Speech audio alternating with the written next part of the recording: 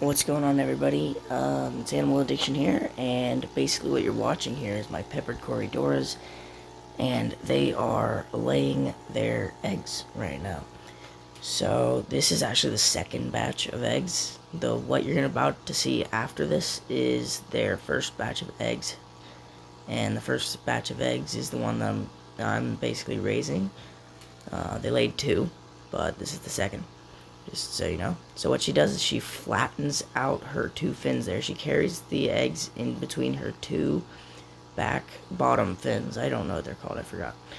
I don't pay attention in school.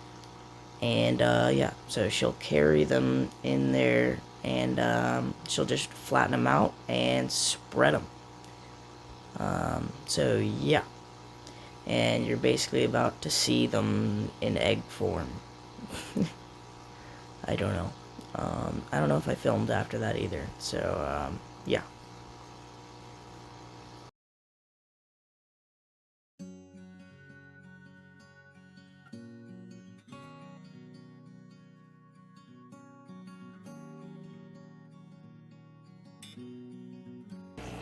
Alright, guys, so it's been only about 2 days, I think, since these guys were first laid. They haven't laid any more since. Well, they did that one night. I think I recorded it. If you saw it, you saw it. If you didn't, sorry, I forgot to record it. These snails are growing up. It's actually been 2 days since they were hatched. Maybe 1 day. Yeah, it's been about 1 day. So, yeah, so these guys are 2 days within being laid. So, there's not very many differences. A few of them have fungus up. I'm not even going to bother taking them out, because I don't really have that much space to take care of fry. So if they die, that's just the circle of life, okay? I can't really take care of it. I wasn't really expecting Cory babies, but it happened. So I'm going to try my best to take care of it, and I can't take out the fungus eggs because I don't have a turkey base or anything like that. And I don't have a separate container to put them in to make sure if they are still alive and just fungused up a little bit, that they can still survive. So even if they are fungused up, there is a chance that they are still living. So you don't want to take them out unless you are putting them somewhere where they can be happy. You know, somewhere where they can still grow up if they are still fertile and viable. Right now, it doesn't look like there's that many of them that are fungused. Maybe like 3 or 4 that I can see. But basically the whole setup is an air stone in a Tupperware container, a small Tupperware container. Hello, Mr. Snail, why don't you just move out the way? And some Java moss. Basically the way I water change it out is I dump it out into the main tank, because it won't hurt the main tank at all. It's just water. It's the same water that was in it. And then I put the Tupperware a little bit under the water, the edge of it, just to fill it back up. And that's basically a water change for that little container. And that's what I'm doing. If they hatch, you'll see this video. And if they don't hatch, you won't see this video. That's so, it's like simple. So yeah. Alright, guys, so it's a few weeks after they were first laid. They hatched within 3 days. And here they are. There's 2 batches in here. You'll notice there's some smaller and there's some bigger. Then there's some more eggs in there that you'll notice. They're either bronze Cory eggs or they're autocyclus eggs. I'm not quite sure. But anyway, so let's go over how I got them to breed. The first time was on accident. The second time was on purpose.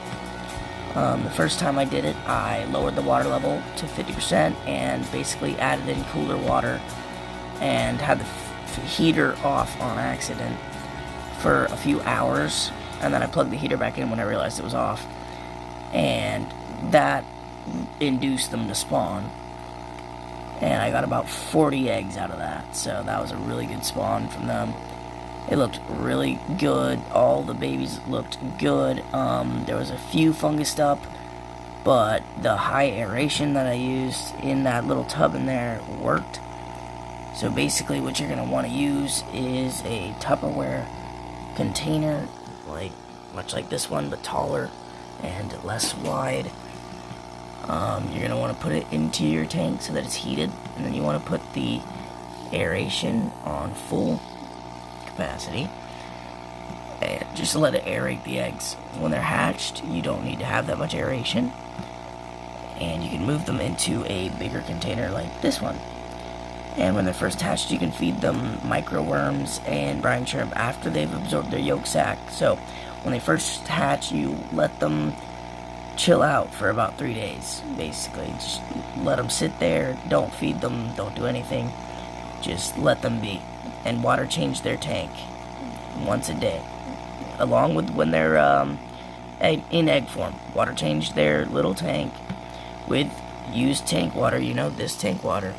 Just water change it out. Just put that tank water into their little tank, and that basically just cleans their water, refreshes it, makes it better for them, and it works. So I haven't had any casualties yet that I can see. It's been a couple weeks, and a lot of these are doing good. None of them are having any issues. You notice, like, they're starting to look like cories. I didn't want to put out this video until I knew that they were all going to survive, and it looks like they are. So that's good. Yeah. So that's basically how you breed them, and you keep them in a tank like this. Water change them once a day, every day, until they're old enough to go in with their parents. I mean, unless you keep them in like a 10-gallon tank, you can do that too. You can do a 10-gallon tank. Just make sure their water level is 4 inches and below, because they want to develop that labyrinth organ. So basically, that's how you breed peppered corydoras. If you guys want to subscribe, that'd be great. We just hit 50 subs, so that's amazing. Share this video, subscribe, leave a like, comment, all that stuff. See you guys in the next video.